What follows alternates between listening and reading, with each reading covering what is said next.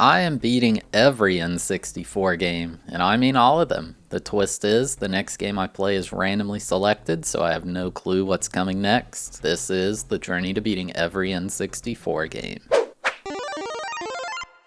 Game number 125, Stunt Racer 64.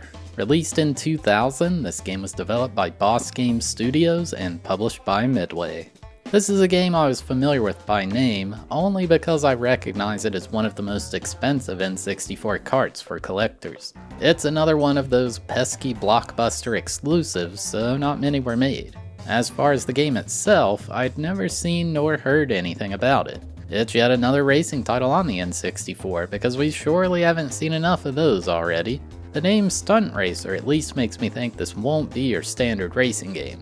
Maybe we'll be doing some sick jumps or tricks. Honestly, most of these racing games have at least been decent. I've got some good hopes. Let's get into it. The main single player mode in this game is the contest mode, so that's what we'll be doing to beat it. There's a unique cast of characters with a big backstory about each one. There's Gadget, Toad, Dez, and Trig.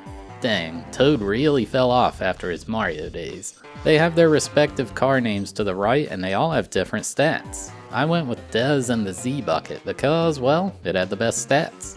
Next, we're introduced to a nicely dressed waitress named Strawberry who asks us to pick our difficulty. She informs us you can't finish the game if you play on easy. I went with normal because that was the default. Strawberry informs us before we can race for real, we've got to pass a training course. What I found interesting about this is you can view a demo of it being done by one of the devs. Even more interesting is there's an input display in the corner showing you the exact buttons they press the entire time. I think this is such a cool thing to add in, and I think it'd be neat to see the inputs in like a replay of a really fast run. After seeing all the secrets as to how to do it, I gave it a go myself. The steering in this game is something to get used to, that's for sure. It's like the back end is way heavier than the front, so you just kind of turn with heavy momentum every time. I feel like you can see it when I'm unable to turn enough to reach this ×2 multiplier. It's like when your shopping cart at the grocery store has a bad wheel. It took like 6 or 7 tries, but I'd gotten the hang of driving a bit and achieved all 6 goals asked of me. I kinda like this being there. It's a nice way to warm you up to how the game works before you get wrecked by the AI. I was congratulated on winning and told I'm being put in the Kids League, ran by Kid Cola. This guy looks like a wannabe gangster from the 50s. He's talking all tough, saying he guesses he'll let us in the league, but only cause he wants to beat us real bad. I viewed a list of all of my opponents in the league and man, there are so many. They all have backstories about them too. They really put a lot of effort into these characters. There's Animal, Muffin, Dim, Scoop, Brick, Babebot, Majorette, Cowgirl, Swamper, Cherry Bomb, and Greaser. Before getting into the first race, you do this weird thing where you pick which track you want to be in from a list. Whoever chooses first gets to start further ahead.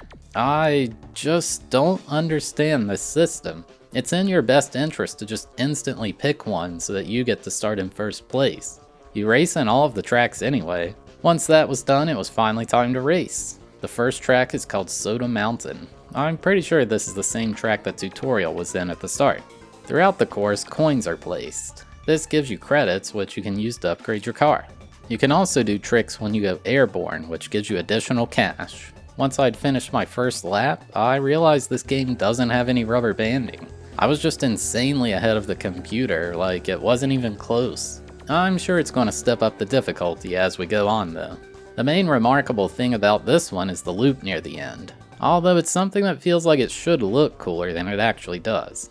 After 3 laps, I had taken first place by a landslide. When it shows the results of the race, it puts the screen in this extreme letterboxed view. It feels like it's cutting off over half of the screen, my god. You get points depending on how you did, 9, 7, 5, 3, 1, or 0 for first through 6th place respectively. The second race in this league is called Giant Toys, probably due to the giant toys. Like this horrifying rabbit dancing along the track. It was here that I learned the AI can steal power-ups from you. There aren't many, but it definitely sucks to see them steal a free boost. I decided to use one of my boosts when going off a ramp here. Big mistake. My car launched itself into the abyss. Thankfully, you can press L to respawn your car on the center of the track. It's generally not too difficult to stay on, but it's nice they put that there. I really like the design of this level, although it's a bit unsettling. There was one part where a robot shoots like steam or something onto the track. If you get caught into it, you lose a bunch of credits. Seems unnecessary, but okay. Once again, I won by quite a lot because the AI sucked at this stage. With the first round out of the way, only 8 racers remained. I had 7,000 credits to my name, and I figured I'd look into some upgrades. You can buy parts to upgrade your car's weight, thrust, boost, handling, and speed. I bought upgrades for my handling and thrust, which I believe is just acceleration, and I maxed them out. With that out of the way, we go into a second set of 2 races, but now only 8 people remain, with the top 4 moving on. The first track was Soda Mountain again, which I got first place easily. The next one is Medieval Mayhem. This one I remember really well, but my car isn't good enough to show you why yet. As you might expect, the track has you driving a castle. Well, at least for part of it. Some of it's out of the castle, some within. It's just a big old grab bag. There's also a section with what appears to be bones snapping along the sides of the track. I don't really like this at all. I struggled a bit here and ended up in 3rd place. Lucky for me, my first place earlier was enough to sneak me into the top 4. After buying more upgrades, it was on to the last heat. This is where this track selecting mechanic truly doesn't make sense anymore. There's only one track available, so obviously everyone will say, oh, I want this one. It's just a button mashing thing to be first, so you start in the front. Had to get first place here, which I did. Although it felt like the AI was driving a bit faster now. Now that I'd beaten everyone in the league, Kid Cola himself challenges me. He wants to make it interesting by offering me his car if I win. It was on a new track called Wild West Ruckus. The worst part of this is you can't save your game. So if you happen to lose here, you're forced to do the previous heat all over again. This one starts off standard enough. Looks like we're driving through the Grand Canyon, except we're up in the sky. Then there's a cave that has this windy road. It's pretty tough to not bump the walls. The end of the track is the make or break section though. There are 3 consecutive 90-degree turns with a road along the inside of the corner to save a bunch of time. It's hard to hit these turns without bumping the walls, and if you do, you slow down a lot. After crashing horribly, I figured I'd try to restart. The devs expected me to do this though, and it said I could only reset 3 times before it stopped letting me. Well dang, that sure makes this high stakes. On my 3rd attempt, I was doing quite well. I realized taking those inside paths was much easier if you just ignored all the ramps in that area. With clean driving, I took down Kid Cola. Kid Cola, more like Kid Noob. He says he's humbled that we beat him, and he's just gonna leave because what's the point in hanging around races if he doesn't have a car? Yeah, you know what? He's got a point. I went to my garage and was surprised to see that his car had worse stats than mine. The main reason being that his couldn't be upgraded and mine could. Well, that sure was a waste. With that done, it's on to the next league, Bunny's League. I could see here that there's going to be 5 leagues in total. Bunny is a cheerleader who also happens to be a fellow racer. She says we're stuck being second string, but she'll let us in her league. Yeah, whatever, lady. To my surprise, the opponents in this league were all different. It's absolutely nuts how many different characters and backstories they created for this. There's Lightning, Dusty Chaps, Asia Blue, Olga, Pirate, Officer Rock, Creature, Frenchie, Major Evil, Rattler, Sandy Payne, Night Flyer, Miss Mummy, Outlaw, Betty Bop, Max, and finally, the Ape. Now when I was selecting the track, there's 3 different ones with 18 total racers. Only the top 15 move on from this heat.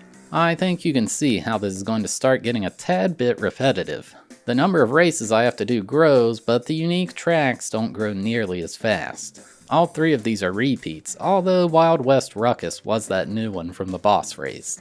I'll take this time to talk about the graphics and music of the game. I thought the graphics in this were really good. It's one of the later releases on the console, so it's not all that surprising. Still though, it's nice to see. The tracks remind me of elements of like Wipeout or F-Zero, but with non-futuristic environments off the tracks themselves. The music's not too bad either. It's a bit video game sounding. You know, how a song just sounds, it feels like it should be in a video game. I swear, something about these songs feel like they would be in a Crash Bandicoot game though, I don't really know why. Anyway, the first race of this heat had quite the crazy finish. I want to win the race. Oh god. Help. Man. Oh! Yeah! It's nice to see that the AI can screw up too. It was in this heat I learned why the medieval track stuck out to me so much. I picked up a boost near the start of a lap and went way too far off the ramp. To my surprise, I went over the track and landed on a secret path. It had a ton of money and it shot me way in the lead.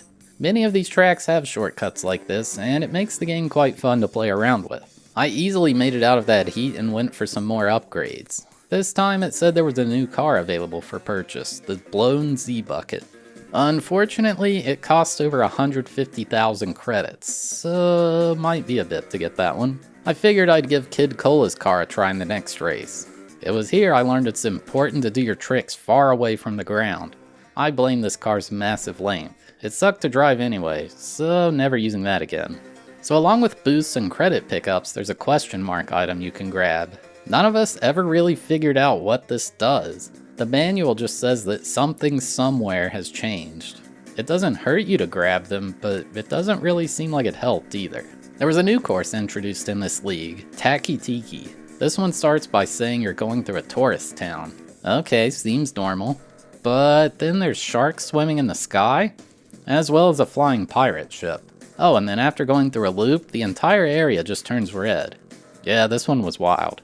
After grinding out all those races, 5 heats in total by the way, Bunny challenged me to a race. She also offers her car if we can win.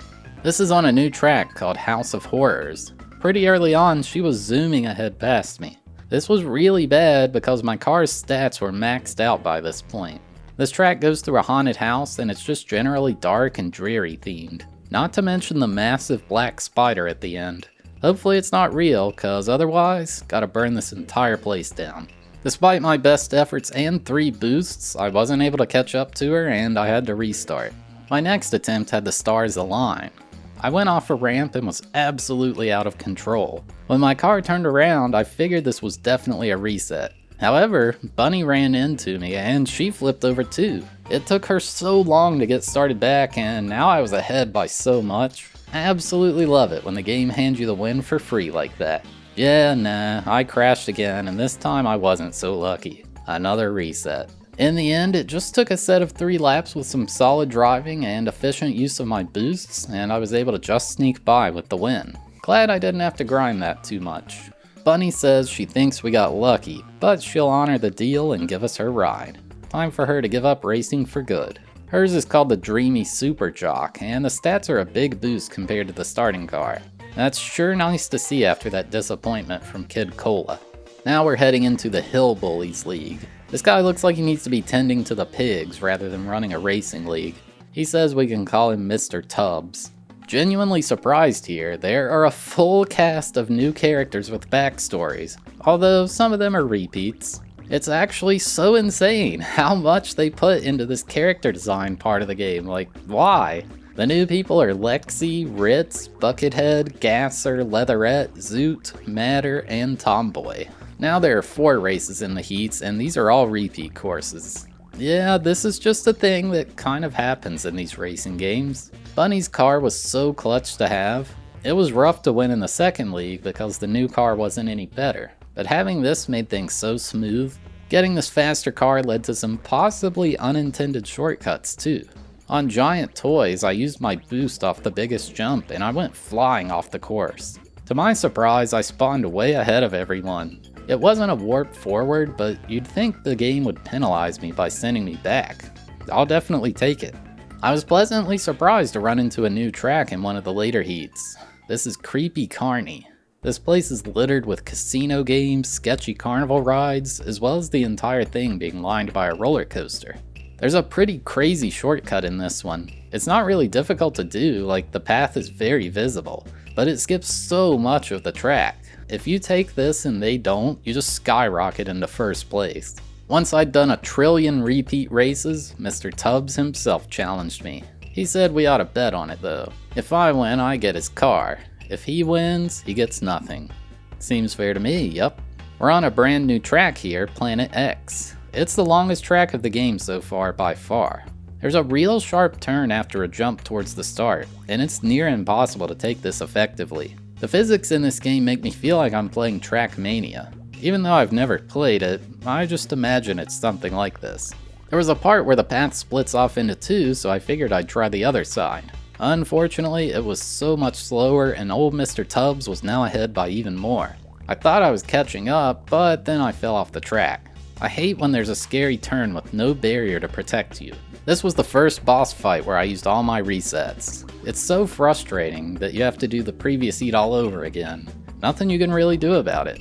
Actually, that was a complete lie. Nearly an hour later of grinding this, I noticed the button that says retry. Oh my god, why did I not see that for so long? Well, that's certainly going to save some time. After what seemed like my entire life, I finally beat this guy. Good riddance. He rewards us with his car, the Midnight Hauler. Now the fourth league, it's Big John's league. He says people call him Mean Johnny, and this league is all about taking no prisoners. I guess the devs ran out of ideas because the only new racer here is Doc Additive. He does look pretty cool though. There was a new track called Nautical Adventure. Everything is blue essentially. Pretty sure we're supposed to be underwater. There's all these fish swimming that are bigger than our cars, so that's terrifying. Then there's a section where you're inside what appears to be a submarine. It's definitely indoors, so that's what it looks like to me. And there was another new course called Space Race. Wow, 2-in-1 league. You can see a spaceship flying by at the start, and then you head into an asteroid field. The coolest part is when you're driving on a space energy path or something like that. I don't really know what you'd call it. It feels like you're driving your car through the emptiness that is outer space. Anyway, after all these regular races, Big John said I better prepare for the toughest race of my life. This is on a track called Retro Metro, which is also insanely long. There was a part where you do an angled turn through a loop, and it was so hard to not fall off here. It's like gravity just gets increased or something. I tried skipping the turn by dropping down to the next level slowly, but it seemed too hard. There were just so many rough turns on this one, and very few walls to protect you. The devs thought I was really good by this point, I guess. There was one split in the path with one leading to a shortcut. However, it was a bit tough to execute and I crashed most of the time I tried it. I had a pretty clever strat to beat him though. When we got to the sketchy turn on lap 2, I just rammed him as hard as I could. Eventually he got stuck, like completely hard stuck. I won with ease, it was not even close. Even though I kinda cheated, but whatever. I now had enough credits to buy the most expensive car in the shop. It was worthless though because Big John's car had way higher stats. Now it's time for the final league, ran by Dr. Death. This guy acts like a Reddit neckbeard, to be honest. The only new racer this time around is Ghoul. I think he needs to get that eye checked out. You all know the drill by now. I had to do like 16 quintillion races, then Dr. Death himself challenged me. I was quite disappointed that it wasn't on a new course, same one as the last boss race. Right away, I went for that same bully strat and it worked amazingly. He ran off the track and he was stuck for quite a while. However, in classic fashion, I choked it away by crashing multiple times. On the next attempt, Dr. Death crashed all by himself. It's pretty sick that the AI can just screw up like that. My driving wasn't the greatest and he caught up to me. So I rammed him off the cliff near the end, taking the win in the 5th and final league. We receive his car, the Wagon of Doom, for winning. In an incredibly unexpected twist, it's revealed that Strawberry Shake was Dr. Death this entire time. You know, that waitress from the start of the game? I honestly did not see that coming at all. It just came out of nowhere. And then the credits play. There were a couple cheat codes the devs threw in that I decided to check out. You can unlock a milk truck to drive. The stats on it are honestly pretty solid, so it would make the game a lot easier if you used it from the get-go. The other car you can get is a snowboard. It's just a snowboard. I kind of wish someone was standing on it, but it's cool regardless. This thing has the highest stats of any vehicle in the game. But yeah, that's about all there is for this one. Game complete. So yeah, there you have it. My journey to beating Stunt Racer 64. With so many racers on this console, it's hard for one to stand out. I think this is a pretty solid game overall though. It's somewhere slightly above the middle. The physics are pretty nice, requiring a lot of practice to master, but you can also just pick the game up and play quite easily. It's a bit repetitive to beat the game all in one sitting, but it would be fun to pick up every now and then. I'm honestly so impressed with how many characters they created for the game too. Like, it's actually nuts. The graphics are awesome and the game runs smoothly. The music's pretty good too, and they had a good variety of tracks to race on. I gave it a 6 out of 10 for enjoyability and a 4 out of 10 for difficulty. Hey, thanks for watching the video. Have a sneak peek at the next game. So we have 265 on the list. Could be anything. Let's see what it is. 3, 2, 1, go. 154. What's that? Oh, heck yeah, baby. We are playing the next NBA in the Zone game, which is NBA in the Zone 99. It has been decided. But yeah, if you made it all the way to the end, thank you so much for watching. I really appreciate it. If you enjoyed the video, consider giving it a like. It helps the channel a lot. And if you like this series, make sure to subscribe so you don't miss out on the next one.